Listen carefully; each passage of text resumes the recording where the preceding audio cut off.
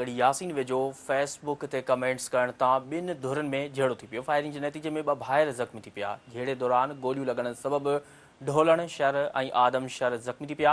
थाणे तां लेटर वठण बाद खेनि अस्पताल मुंतक़िल कयो वियो। ज़ख़्मियुनि जो चवणु हो त मामले जो नोटिस वठी जवाबदारनि खे गिरफ़्तार करे इंसाफ़ फ़राहम कयो वञे।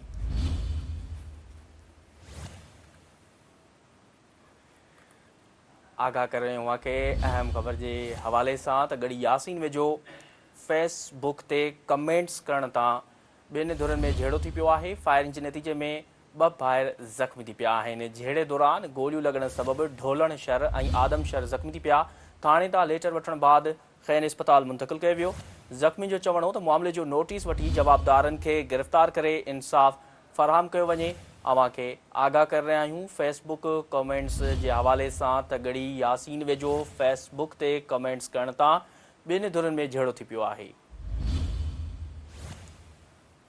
फायरिंग के नतीजे में 2 भाइर ज़ख़्मी थी पिया आहिनि। झेड़े दौरान गोलियूं लॻण सबबि ढोलण शहर ऐं आदम शहर ज़ख़्मी थी पिया। थाणे तां लेटर वठण बाद खेनि अस्पताल मुंतक़िल कयो वियो। ज़ख़्मी जो चवणु हो त मामले जो नोटिस वठी जवाबदारनि खे गिरफ़्तार करे इंसाफ़ फ़राहम कयो वञे।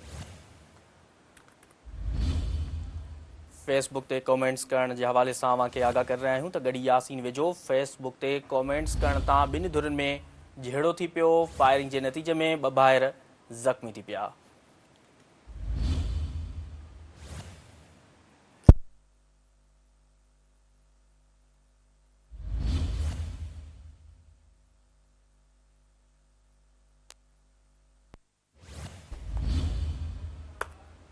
फेसबुक ते कमेंट्स के हवाले से अवां खे आगाह कर रहिया आहियूं त गड़ी यासीन वेझो फेसबुक ते कमेंट्स करण तां ॿिनि धुरनि में झेड़ो थी पियो। फायरिंग के नतीजे में 2 भाइर ज़ख़्मी थी पिया। झेड़े दौरान गोलियूं लॻण सबबि ढोलण शहर ऐं आदम शहर ज़ख़्मी थी पिया। थाणे तां लेटर वठण बाद खेनि अस्पताल मुंतक़िल कयो वियो।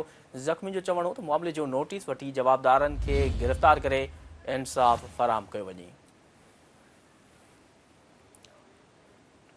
आगाह कर रहिया आहियूं अवां खे अहम खबर के हवाले से त गड़ी यासीन वेझो फेसबुक ते कमेंट्स करण तां ॿिनि धुरनि में झेड़ो थी पियो।